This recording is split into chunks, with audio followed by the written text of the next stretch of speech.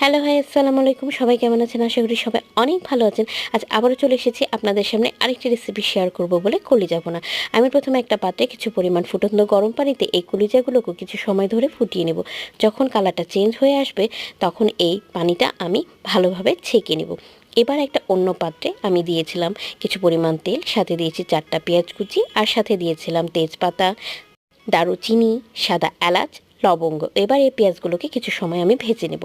তারপর আমি দিয়েছিলাম কিছু শুকনা গুঁড়া মশলা, দিয়েছি স্বাদ মতো লবণ, দিয়েছি ধনিয়া গুঁড়া, দিয়েছি জিরা গুঁড়া, দিয়েছি শুকনা মরিচ গুঁড়া, আর দিয়েছি হলুদ গুঁড়া।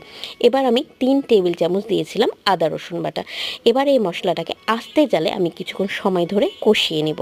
তারপর আমি উঠিয়ে রেখেছিলাম কলিজাগুলো, যেগুলো আমি আগেই পানিটা ছেঁকে নিয়েছি। এবার এই কলিজাগুলো আস্তে আস্তে করে আমি এই মশলার মধ্যে ঢেলে দেব এবং খুব সময় ধরে আস্তে জালে আমি এই কলিজাগুলোকে কষিয়ে নেব। আমার বাসায় এই কলিজা আর লুচি সকালের নাস্তা হিসাবে খুবই পছন্দ করে খায়।